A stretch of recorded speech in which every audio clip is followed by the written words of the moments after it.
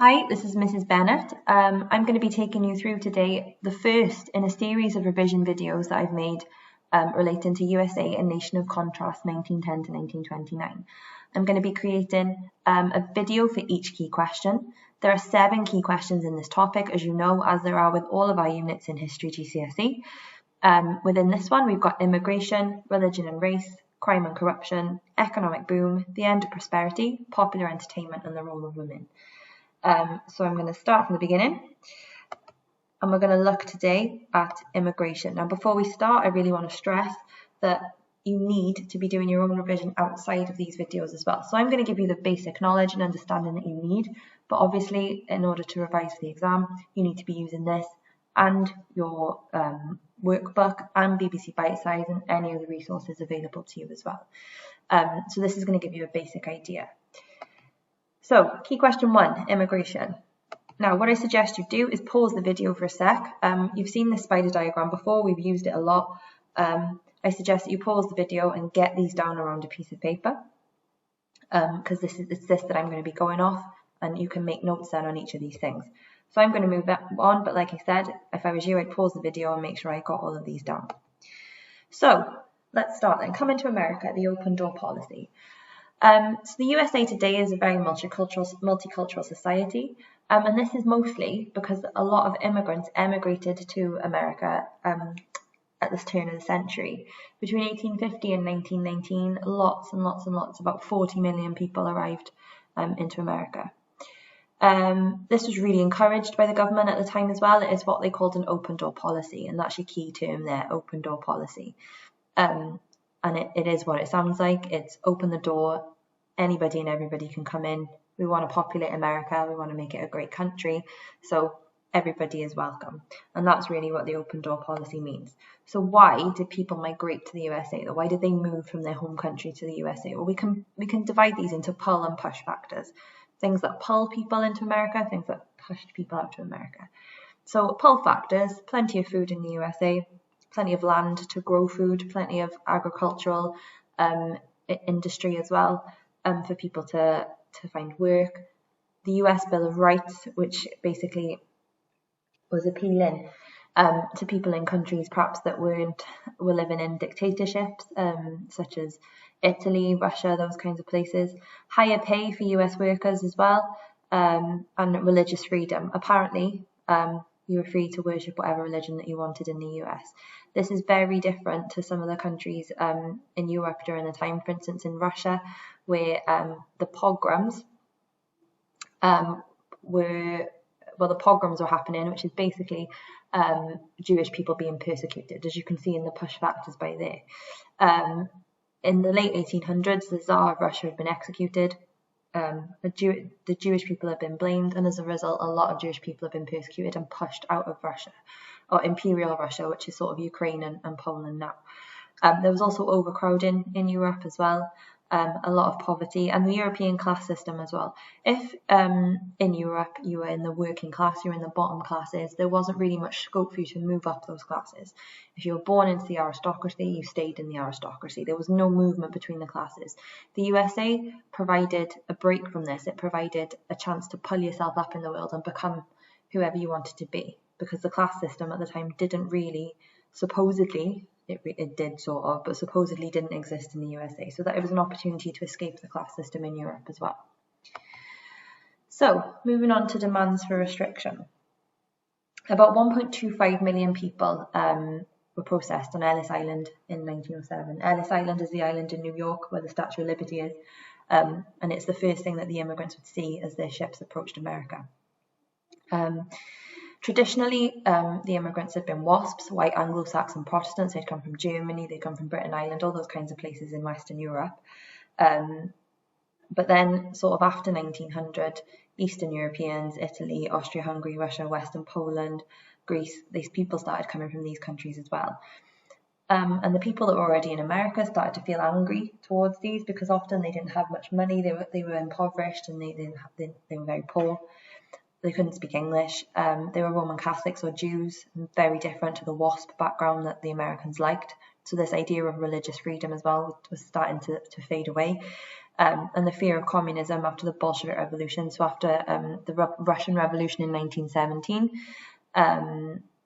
a lot of people started to fear communism and its impact, and fearing that the immigrants would bring their extremist ideas, or so people thought, into the country as well.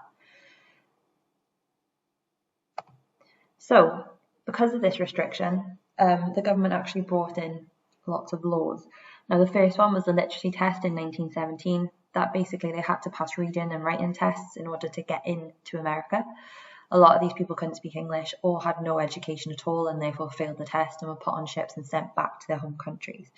The Emergency Quota Act 21 limited the number of immigrants to 357,000 per year, and only 3% of the population of any overseas group that was already in America in 1910 could come in after that. Excuse me. The National Origins Act of 1924, it cuts the quota to 2% of its population in 1890, and it prohibited immigration from Asia. And then the Immigration Act 1929 just sort of solidified the 1924 Act, made all the other ones permanent, and it restricted any immigration to 150,000 per year. So the Red Scare. So the Red Scare is the name given to the reaction of people towards communists and events in America. Now this can be also be linked to anarchy and events connected with anarchists as well.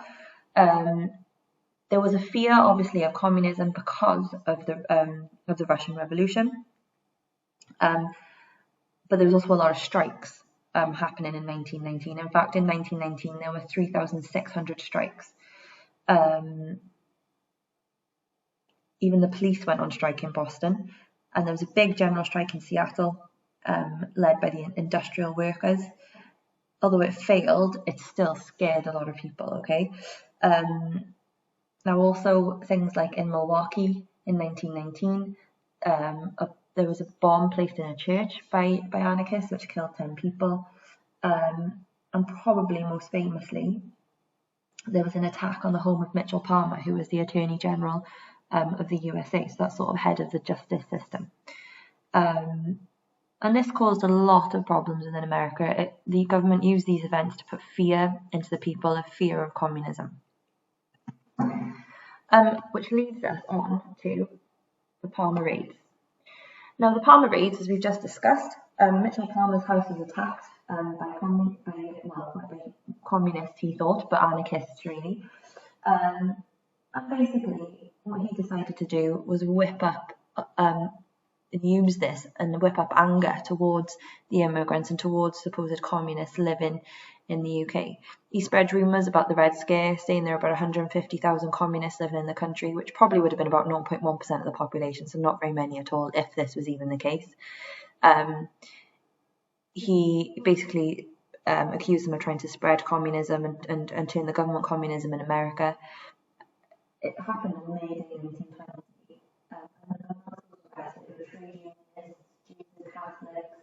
Black people, as well as communists and radicalists and people that believed in different things to what the government wanted them to believe. About 6,000 people arrested, and they're held in prison. They don't have a hearing either, and they deport hundreds of people as well.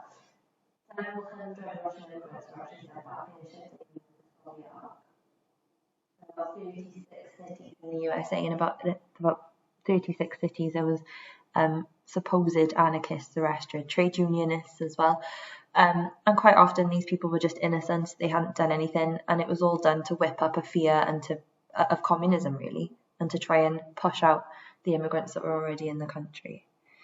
The results of this, it started to show how intolerant the USA was becoming towards immigrants, and how fearful they actually were of communism.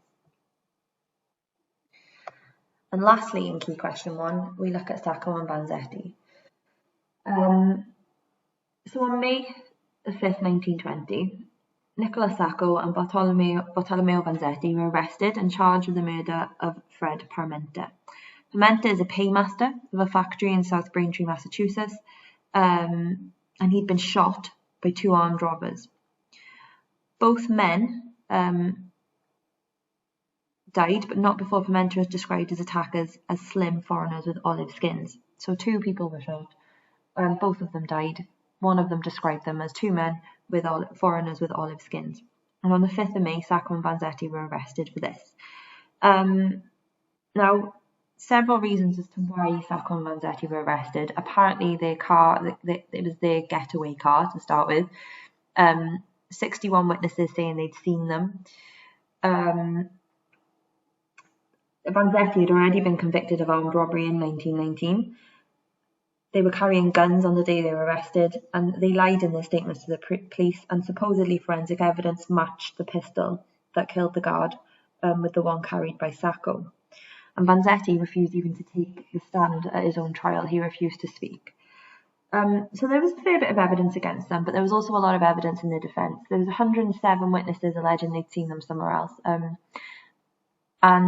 when the prosecution was questioned on this, they said that basically a lot of these people were immigrants who couldn't speak English very well, and a lot of their evidence had been discarded. Judge Webster Thayer, who was the judge during the court case, was very prejudiced against the 2 men. He really did want to see them go down.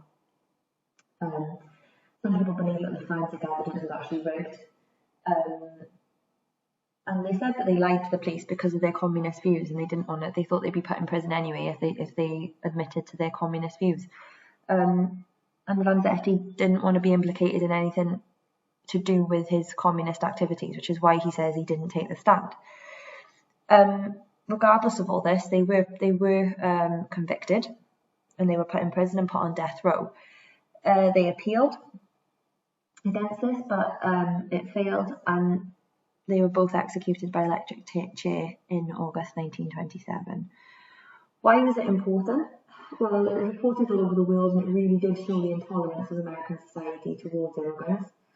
The 2 men are victims of racial discrimination and were denied the rights they were entitled to completely, really. It exposed the unfairness of the American legal system.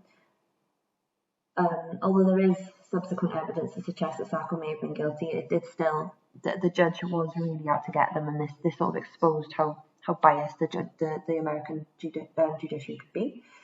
And in the 1970s, the governor of Massachusetts actually pardoned Sacco and Vanzetti, once again proving that they probably were innocent, regardless of the fact that they'd been killed in 1927. Okay, now that really sums up key question 1. I hope this has been helpful to you, and watch out for the next video now coming for key question 2. Thank you very much.